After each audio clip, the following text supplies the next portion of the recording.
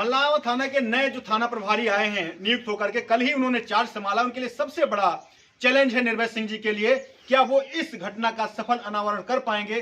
क्या इस पत्रकार को, जो दुनिया की लड़ाई लड़ता है, कमजोर असहायों की आवाज बनता है, क्या इस ये वही कमरा है जिसमें सूरज तिवारी और अपने बीवी बच्चों के साथ में लेटे हुए थे? आइए कैमरा में थोड़ा दिखाइए कि यहाँ पे जो चोर आए हैं वो चोरों ने किस तरीके से यहाँ पे इस घटना को अंजाम दिया है। ये वो सेफ है जिसमें इनका पूरा जेवरात रखा हुआ था, और ये जो आप देख रहे हैं खोल रहे हैं, ये जरा सा यहाँ पे देखिए, कुछ इन्होंने कोई क्या बोलते हैं, कोई सरिया वगैरह कुछ डाला है इसमें। इन्होंने चाबी से इन्होंने खोला है या तोड़ा है इसको? तोड़ा है, चाबी नहीं मिल पाई इनको। ये आप देखेंगे यहाँ से, ये भी तोड़ा है। बाकी लॉकर वगैरह इन्होंने तोड़ दिया है, यहाँ गेट भी इन्होंने तोड़ करके ही यहाँ पे इस घटना को अंजाम दिया है। तो यहाँ पे जेवरात इन्होंने पूरा यहाँ से उठा लेगा। 2 मोबाइल यानी कि जो फैला पड़ा था अभी संभाला। अच्छा, ये भी आपने संभाल कर रखा है, आपको रखना नहीं चाहिए था जब तक फॉरेंसिक टीम यहाँ पे नहीं आ जाती। ये आपने भी गलती स्वयं से कर दी है।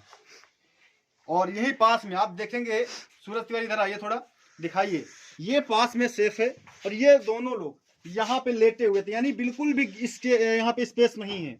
अगर बात करेंगे 1 कदम यानी कि अगर कहा जाए 1 मीटर तक का स्पेस नहीं है। और आखिर ये घटना कैसे हो गई? और बहुत ही अविश्वसनीय तरीके से यहाँ पे जो आप लोग आएंगे, साक्ष्य जो मिलते हैं यहाँ पे, जिसके अकॉर्डिंग आप सोचेंगे कि आखिर ये जो घटना हुई है। और इसके बाद में यहाँ पे गेट के बाहर ही यहाँ पे 2 फोन चार्जिंग पे लगे हुए थे, एक साइड चार्जिंग लगा हुआ था, एक रखा हुआ था। यहाँ से वो दोनों फोन भी वो चोर लेकर के चले गए हैं। यानी कि ये घटना में जो भी चीजें हैं ये तो फिलहाल जांच का विषय है। और यहाँ पे सबसे बड़ी जो बात लोगों ने यहाँ पे उन सारे चीजों जो आगे खुलासे हो सकते थे, जिनके माध्यम से चोरों तक पहुंचा जा सकता था, उन चीजों को, उन सबूतों को कहीं ना कहीं भी उसने उन चीजों को खत्म करने की लगातार कोशिश की है। क्योंकि उन लोगों से इस तरीके की अपेक्षा नहीं की जा सकती कि वो इस तरीके की घटना को इस बारीकी से नहीं देखेंगे। क्योंकि मुझे ये पता चला, यहाँ के जो बड़े भाई के रोहित तिवारी जी के माध्यम से पता चला कि जो 100 नंबर की पुलिस आई थी, उन्होंने यहाँ पे इस जो ये अलमारी है, अलमारी को उन्होंने खुद से टच किया और यहाँ पे लोगों से भी टच करवाया। वहाँ की जो वस्तुएं नीचे पड़ी हुई थी उनको भी उन्होंने यहाँ के लोगों से कहा कि इसको उठा के ऐसे रखिए। आइए यहाँ के जो बड़े भाई उनसे एक बार बात करवाते हैं आपकी, क्योंकि ये मौखिक तौर से मैं बात नहीं कर रहा हूँ। और यहाँ पे जो बड़े भाई उनके ही माध्यम से मैं आपको ये बात पूछवाने का प्रयास कर रहा हूँ। रोहित भैया कहाँ गए? नमस्कार, मेरा नाम है स्मित तिवारी और आप देख रहे हैं जन उपकार न्यूज। आप सब लोगों ने एक बहुत बड़ा स्लोगन सुना होगा, योगी और मोदी के राज में पुलिस प्रशासन काफी मुस्तैदी से काम करता है। यहाँ पे गलत करने वालों की या गुनाह करने वालों के, अपराध करने वालों की दुनिया में जिसका भी नाम आता है उसके घर पे बुलडोजर चल जाता है। लेकिन एक ऐसा क्षेत्र जहां पर पिछले 2 वर्षों से लगातार चोरियां हो रही हैं, लेकिन पुलिस प्रशासन आज तक किसी भी चोरी का पूर्ण तरीके से खुलासा तक नहीं कर पाया।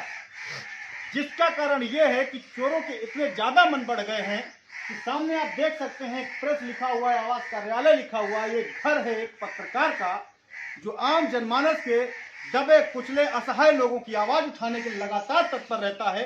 जब ऐसे लोगों के घरों में ही चोरियां हो जाएंगी तो फिर सुरक्षित कौन महसूस करेगा?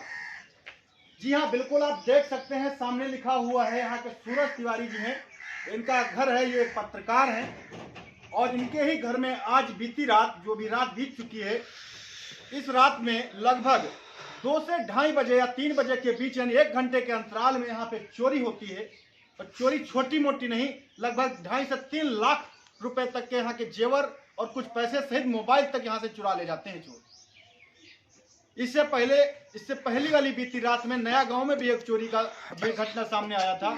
इसके अलावा कन्नौज में भी घटना सामने आई। यानी अगर बात करें क्षेत्र में जितनी भी चोरियां हो रही हैं, उसमें सबसे ज्यादा अगर चोरियां हो रही हैं तो यहाँ का क्षेत्रीय थाना मल्लावा है, जहां पर लगातार हर 1-2 महीने में 2-3 चोरियां हो ही जाती है। उसका कारण ये है कि सही चोर का आज तक अनावरण ही नहीं कर पाई है पुलिस। आइए एक बार दिखाने का प्रयास करते हैं कि चोर यहाँ पे कैसे कैसे इस घटना को अंजाम दिए होंगे, ऐसा जो लोग कयास लगा रहे हैं, अधिकारी लोग आ रहे हैं। और साथ में यहाँ पे सबसे बड़ी चीज और हमारे सामने आई है, यहाँ पे आई 100 नंबर पुलिस, जिनको सब पता है, सब लोग ट्रेनिंग लेकर के आते हैं। उसके बावजूद यहाँ की हर वस्तु को उन्होंने किसी न किसी के हाथों से छुआ दिया है, ताकि आई हुई यहाँ पे फॉरेंसिक टीम सही तरीके से अपना काम तक न कर पाए और चोर यूं कि तू बरी हो जाए। ये प्रश्न चिन्ह खड़ा होता है पुलिस प्रशासन के ऊपर, कहीं ऐसा तो नहीं इन घटनाओं में पुलिस इस बराबर की दोषी और शामिल है। आइए एक बार दिखाते हैं, प्रयास करते हैं आपको दिखाने का। ये मेन द्वार है और यहाँ से ही इस घर में एंट्री किया जा सकता है। और इस गेट के माध्यम से जैसे ही आप यहाँ से आएंगे और लेफ्ट टर्न लेंगे और सामने आपको ये सूरज तिवारी का अपना घर है। ये अपने बीवी बच्चों के साथ में यहाँ पे जो है इसी के अंदर लेटे थे और शायद एक घर में जो है ताला बाहर से लगा हुआ था और भाई इनका छोटा जो था वो भी यहीं आसपास में कहीं पर लेटा हुआ था जो बताया गया है। और इसके बाद में ये जीना जाता है ऊपर छत पे इनके बड़े भाई रोहित तिवारी जी भी रहते हैं। यानी आइए थोड़ा कैमरा में आ जाइए, ऊपर आ जाइए, आपको दिखाने का प्रयास करते हैं। आखिर कैमरा में दिखाइए, शायद इसी कमरे में या इसी बरामदे में इनके बड़े भाई लेटे हुए थे जिनका नाम है रोहित तिवारी और वो भी काफी लंबे चौड़े हैं। यहाँ इनके परिवार के बारे में सभी लोग जानते हैं कि सभी लोग लंबे चौड़े हैं, बढ़िया हट्टे कट्टे हैं। यानी इनके घर में भी जब आप आएंगे या किसी भी गलत उद्देश्य से आएंगे तो पहला तो बात ये आती है कि ये एक पत्रकार का घर है। दूसरे यहाँ के जो मतलब इनका लोगों को बहुत अच्छा सिस्टम है, प्रशासन के साथ में लगातार इनका गठजोड़ बना रहता है। और उसके बाद में यहाँ से जो आप देखेंगे थोड़ा सारे कयास लगाने के बाद में ये लगाया जा रहा है कि सामने देखेंगे ये यहाँ पे जितने जेवरात के यहाँ पे बैग्स हैं और ये डिब्बिया वगैरह हैं जिसमें जेवर आता है वो यहाँ पे आपको सामने देखेंगे, आपको दिखाई पड़ेगा। और कयास यही लगाया जा रहा है कि ये चोर जो आए होंगे वो इसी रास्ते के माध्यम से आए होंगे, क्योंकि यहाँ पे थोड़ा जंगल एरिया पड़ जाता है। यानी कुछ पेड़ पौधे खड़े हुए हैं ये रंडे वगैरह के, जिसके माध्यम से यहाँ पे थोड़ा और उजाला भी नहीं रहता, क्योंकि यहाँ पे कोई लाइट का भी प्रावधान नहीं है, कोई लाइट वगैरह नहीं लगी हुई है।